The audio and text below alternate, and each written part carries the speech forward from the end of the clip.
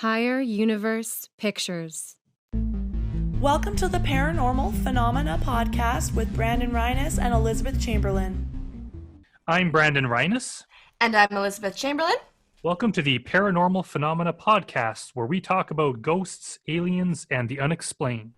On today's episode, we speak with paranormal expert Morgan Knudsen about poltergeists. If you like our podcast, be sure to subscribe. And we'd love it if you could like, share, and comment on our show. Those likes go a long way in helping us reach a wider audience, and we really appreciate that. Hi, Morgan. Welcome back again. It's always nice to have you back on. Oh, it's awesome to be here, and I can't wait to dig into tonight.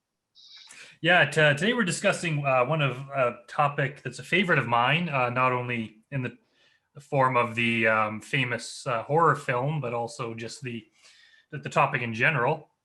Today we're talking about poltergeists, and I guess, Elizabeth, if you want to launch right into it with our first question. Yeah, Morgan, what are poltergeists? What are poltergeists, and how are they different from regular ghosts? Well, this is interesting because this is right off the bat. There's a million different opinions or definitions to this terminology. So if you lean towards the famous film Poltergeist, the belief there was that it was all about a external entity. It was all about something that was haunting a home, that could move objects, pick objects up, throw them around. And of course, that movie went even further, and it was total horror fest. But in the parapsychology definition of poltergeist, it actually comes back to the individual. It comes back to the person, rather than it being some sort of external entity or external intelligence that's causing the movement. What we've really begun to realize is that it really comes back to the individual themselves. So poltergeist itself is, in the I guess what you call the clinical definition of it, is actually about the person themselves being able to generate energy externally and affect objects, physical objects around them.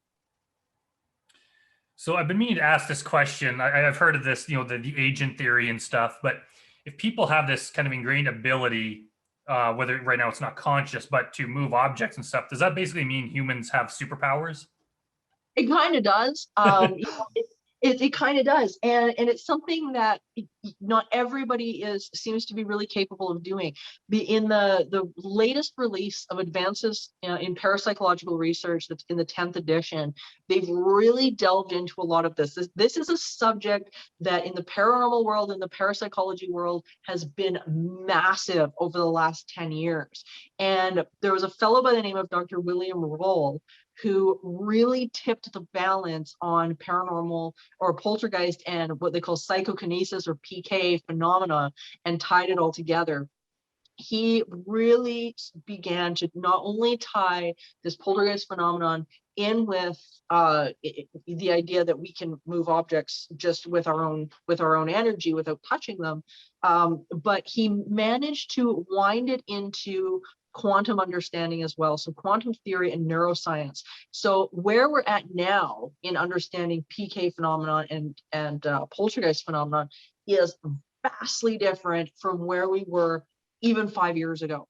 The in-depth studies that they've now done into understanding how this stuff works on a microcosm level, not just a macrocosm, but microcosm level, has just taken us leaps and bounds into understanding what PK phenomenon really is.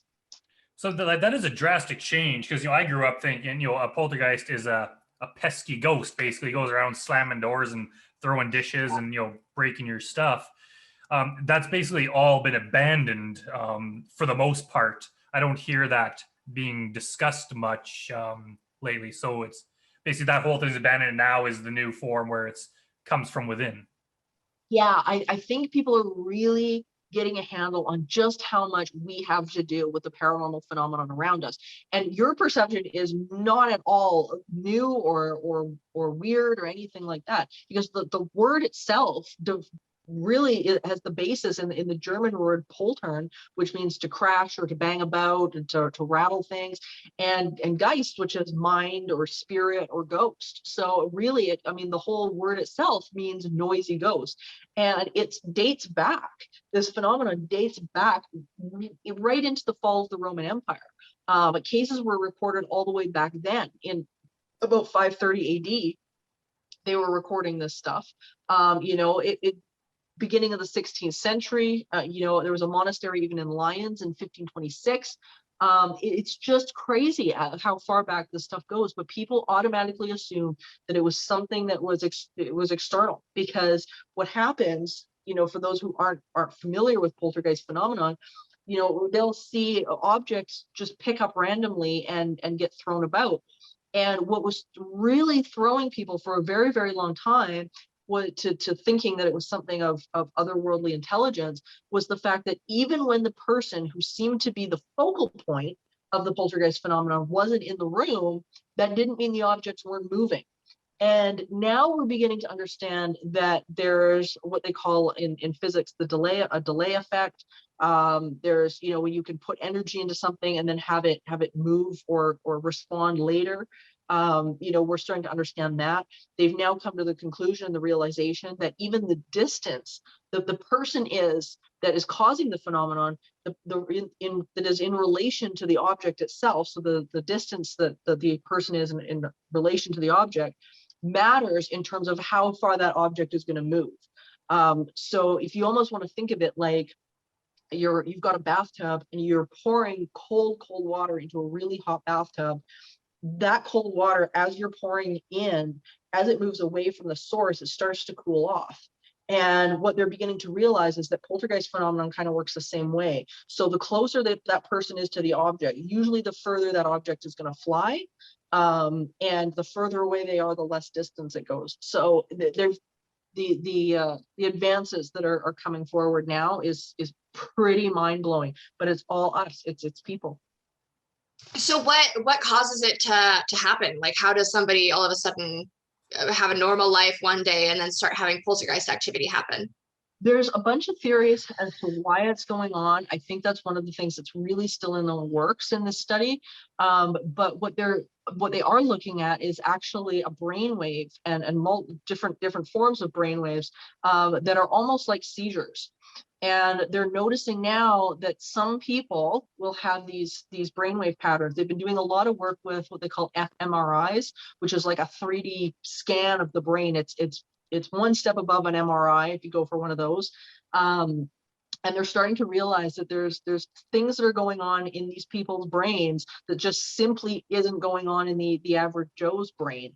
And that's where the neuroscience really starts to matter when it comes to poltergeist and PK stuff. We have to understand the workings of the brain, how these things are connecting, where this energy is going. And I think the further we get into that, I think the more we're going to see. But, people like William Roll, Moira Almeida, Dr. Moira Almeida, who's one of my favorite researchers, Dr. Morris Friedman, who's done a lot of work into the neuroscience of this phenomenon. It's pretty cool. And the more they're uncovering, the more they're realizing this does have something to do with the brain, how we're storing energy, and interestingly enough, how we're processing emotions as well. People that are experiencing a lot of anger, a lot of rage, a lot of frustration, typically are the ones that are exhibiting PK over top of people who are just kind of bipping along and having a good life. So if that's the case where it's the brain waves, why is it that most of the cases are relatively short-lived? They only last a few weeks, a month, and then they kind of go away. Wouldn't they last a person's entire life? Well, that's the big question, because some people have them for short amounts of time. Sometimes it is somebody's entire existence, entire experience. And I don't know if there's anybody that's really come to the conclusion as to what that's about yet. Because definitely we see sometimes where it'll last for 24 hours. Sometimes it'll last for 2, 3, 4 years, right into old age. So it's hard to know, and I haven't read any studies as per yet where they've actually conclusively figured this out. And then of course, we do get the hauntings and stuff like that. where stuff is moved around, the stuff is thrown around. There is, a haunting factor where there's another intelligence that seems to be moving objects. So I think it's a mixed bag, and I think we kind of have to understand the basis of what is causing each case in order to really get to the bottom of why is the length the way it is. Do you think that science could advance one day? This is just a me question. Advance one day to the point where you could like do the fMRIs on little babies and be like, sometime during your life you are or are not going to have poltergeist activity. Like. Yeah, it's hard to know because I think our brains change as we get older. Our brains developed until we're about 25 years old, which explains a lot. But it's it really we really go through this large change throughout our younger years as the brain, even as we learn things like cause and consequence. That's not something we're born with. It's something that develops in the brain on a physical level later on. The ability to predict the consequences of our actions is not something that we get until much later in life. So our brain is just constantly changing and it's constantly morphing.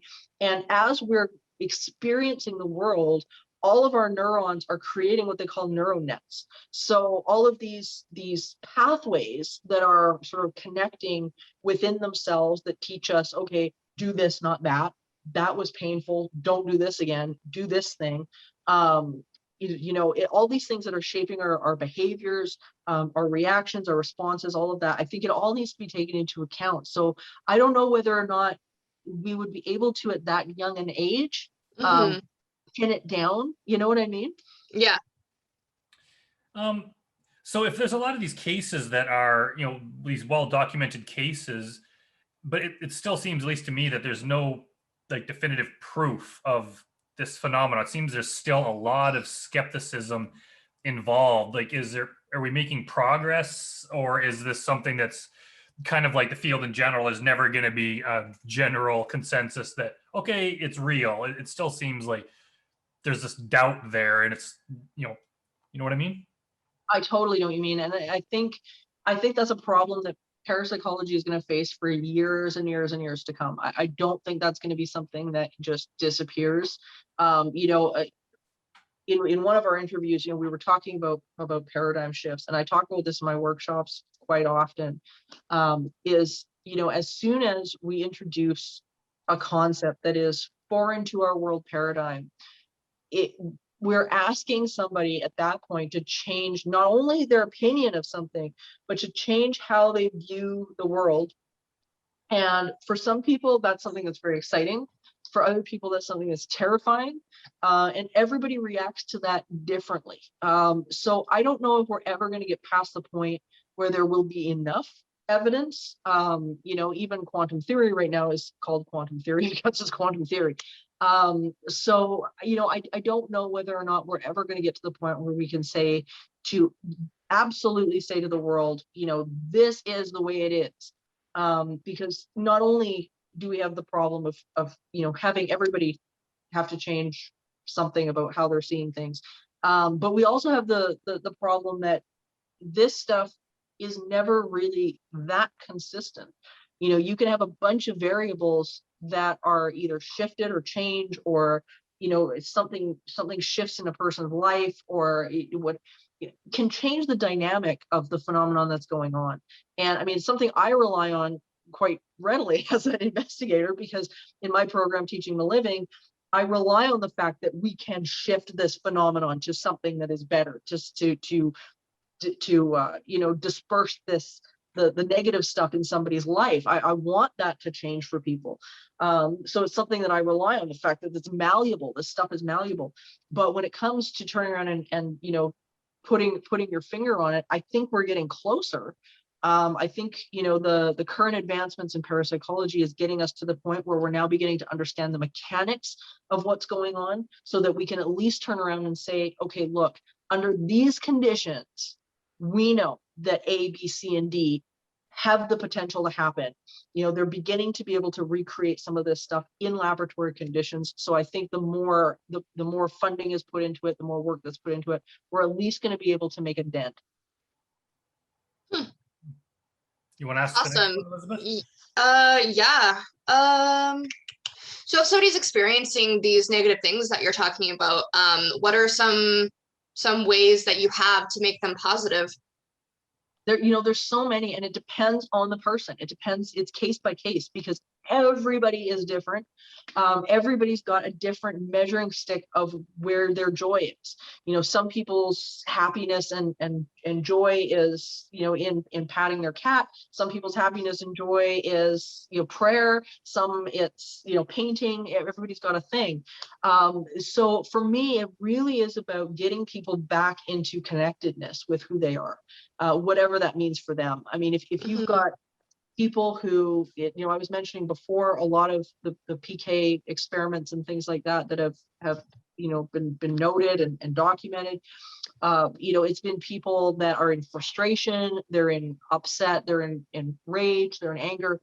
And really it becomes about moving from that state of being and getting yourself into that better feeling place, however you're going to do it. So for me, it's everything from journaling. It's, taking a look at how you're telling your story to yourself. What are you telling yourself? It's funny, when I'm on haunted hospitals or paranormal 911 and I get a case, I do a deep dive on the transcript of how the person tells their story, because I always know how the case is going to go based on how they are telling their story about the case. If it is the most terrifying, most frightening, most horrible thing that's ever happened to them, I know exactly how it's going to end. If somebody says, this was really scary, but man, it was fascinating. If they've got a sort of a lighter air about it, they're a little bit more positive about it, you can almost guarantee how that's going to go for them. So it's really interesting. So it's really a matter of doing the inner work, whatever it takes for that client, implementing some tools and getting them to realize that they themselves have a say in how this is going to move forward for them. I can't fix it for them. They're the ones that are going to have to do the work. Sounds like your work overlaps a lot with like psychology. Like, are you not a person psychologist or counselor at some points, Yeah, I think we have to be the compass. I think as investigators, we're the compass. And, I say on my website, we're the compass, not the solution. And I really believe that, because it really is the people that have to stand up, take a stand, do the work, and go, okay, I'm literally done with being miserable. I'm ready to do something new. And if they aren't ready to do that, because some of them will cling to their own misery, they will fight for their limitations harder than they will fight for their kids. It's crazy what the stories sometimes that you'll hear from people when you tell them, like, look, here's how you fix it. I know you're in a lot of trouble. Here's the steps. And they'll turn around and say, oh, I'll try. It's like, well, you're not ready then. You're not ready. Yeah. You're not ready. And so they got to be willing to let go of that story, which is an interesting thing to watch. Just how ready they are for change is like, it can be all over the board. So can you tell us about some of maybe some of the famous poltergeist cases, either that you have witnessed yourself or just the ones that are part of popular culture? Well, I mean, I've definitely seen a few myself. I had one case where it was a family that we've been called to, and it was really quite funny because we were there for a few hours and we figured out what was going on really fast. And it's, I think, something a lot of the audience will probably relate to. It was a husband and a wife, really nice people, had a couple of kids, and what they were experiencing was dishes in their kitchen stacking all by themselves. And they would come in the morning, come up in the morning, and there would be these dishes would all be stacked up. Sometimes it would be kitchen chairs. It's kind of like the movie Poltergeist, where it was all stacked up and whatever. And they thought, oh my God, we've got a ghost. Like, I don't know what this is. This is crazy. Anyway, it turned out that the reason why it was the mother who was getting frustrated and angry and whatnot, but it was actually at one of their in-laws. And every time they knew that this in-law was going to come and visit, this is the stuff that would happen, because she would get so far into negativity and get so far down the emotional scale this is what would end up happening. She would literally stack dishes. She was so frustrated with her in-laws. And we told her, we said, here's the pattern. You guys have to take a step back and see the pattern. And once they did, then it quit. But it had to have been one of the funniest damn things, because, you know, it was a, I think there's so many people out there that go, oh yeah. Now we understand your level of rage. Yeah, we get it. So that was really interesting. But I think when we take a look at some of the more famous cases, you know, we can look at cases like Enfield case and things like that. The Enfield case, of course, was featured in the second Conjuring film. And some creative liberties with that story. Very much so. But the phenomenon in and of itself, you know, was very, very similar. And here in this case, we had a situation where it was a couple with a negative entity, and you know, this young girl, and there was a lot of movement of objects and stuff like that was going on in and around this young woman. And when you look at her home life, it really wasn't too hard to understand why. I mean, she was, you know, living in well, basically they were living on welfare. She was bullied to death at school.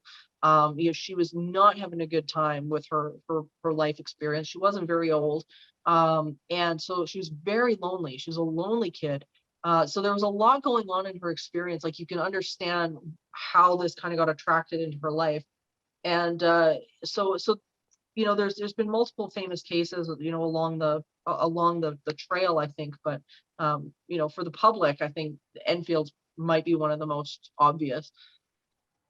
I wanted to ask about, maybe this is just the way I see it, but why does it seem like so many haunting cases happen in Connecticut?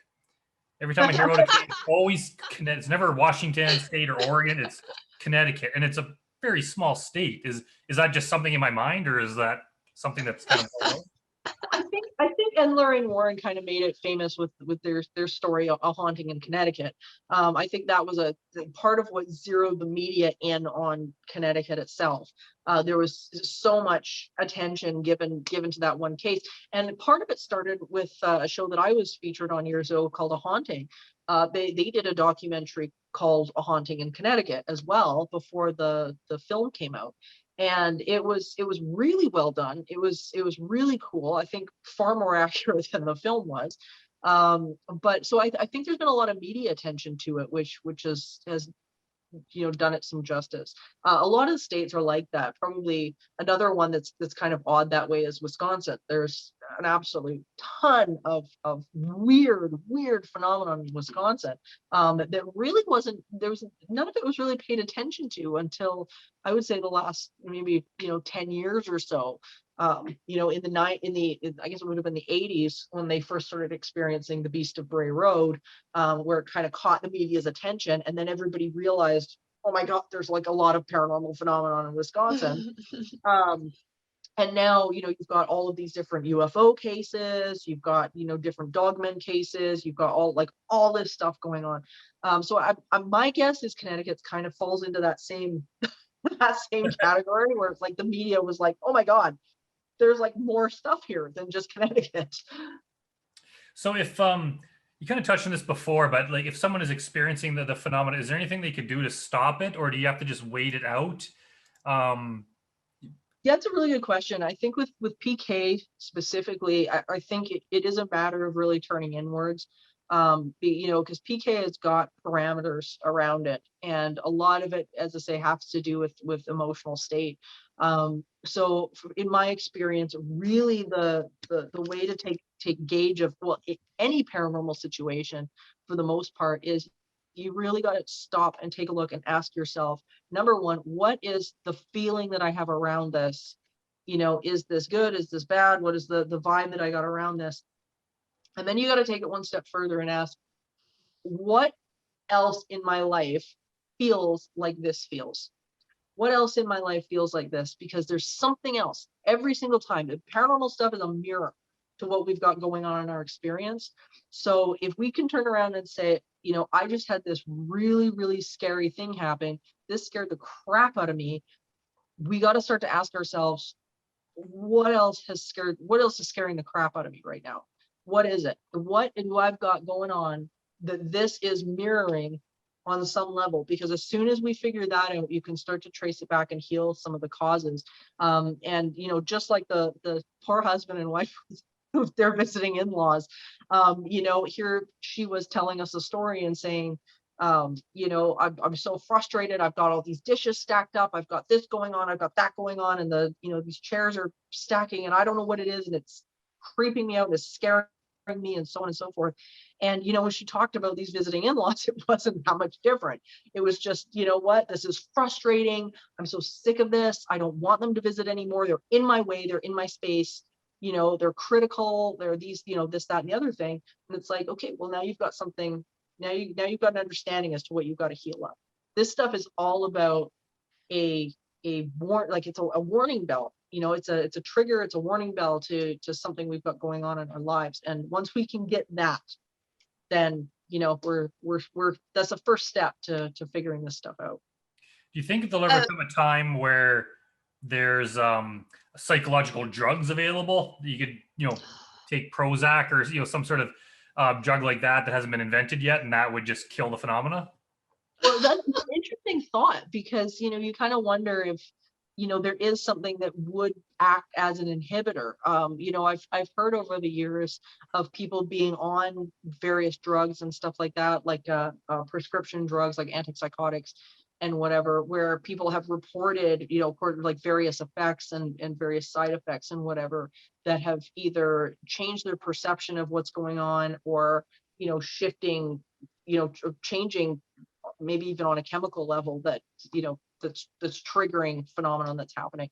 But I think at the end of the day, as soon as you're putting a band-aid on it and you're not doing the work, eventually the stuff's going to crop up again, because you're going to end up in the same emotional space that you were before at some point, whether you get off of them or whether whatever is going on. So I think there's always going to be the emotional component. I don't think we're ever going to hit a point where it's like, okay, well, just, take this medication and it's going to be over. I think there's too much of an emotional side to this, where I think that's got to be dealt with. You had a question, Elizabeth? Yeah, I was just wondering if Morgan, you yourself have ever experienced poltergeist phenomena. Oh yeah, and so I've had some weird stuff happen too.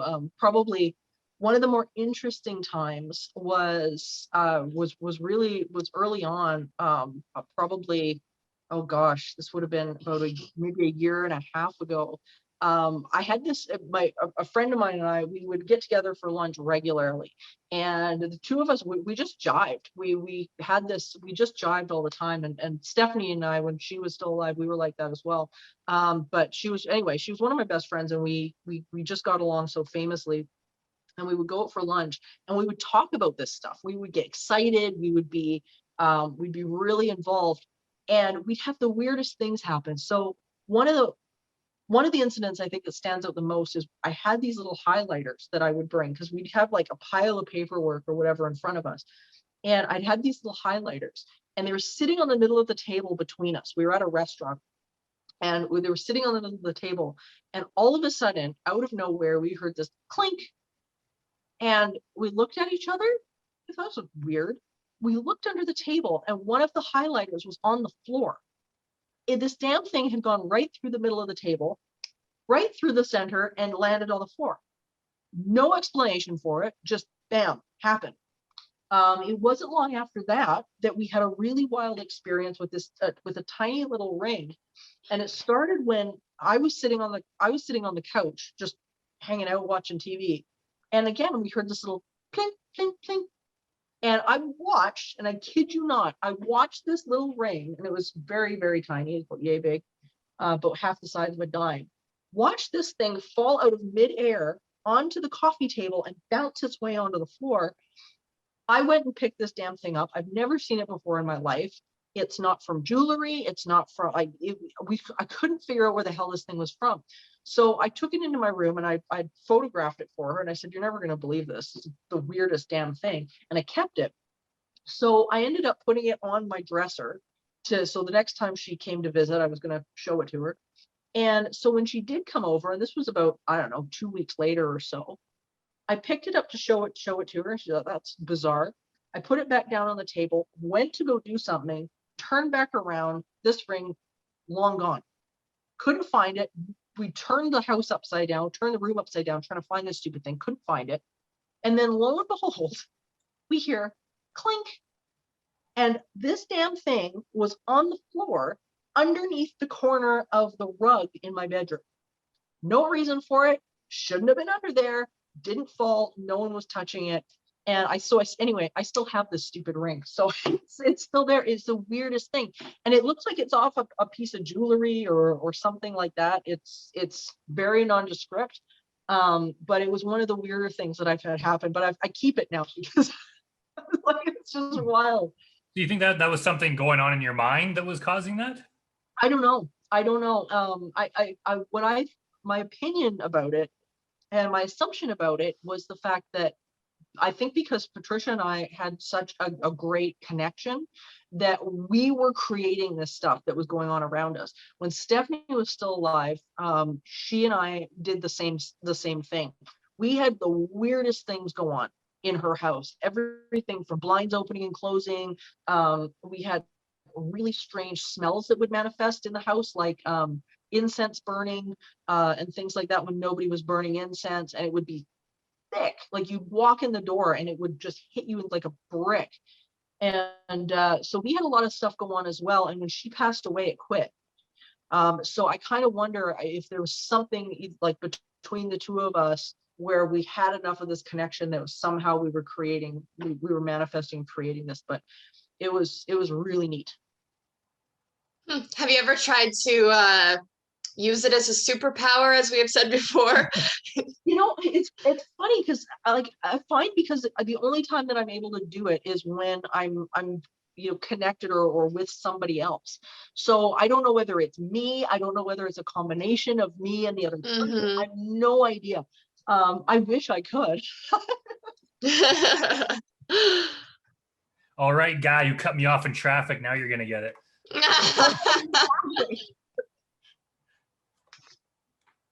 Okay, we're almost out of time here. That was a very interesting conversation. I guess actually one more question I had was like when you go into one of your cases and they report, kind of objects moving, that kind of stuff, how do you know if it's a poltergeist or an entity doing it? That's a really good question. And for us, it's really about taking a look at the other activity that's going on in the space.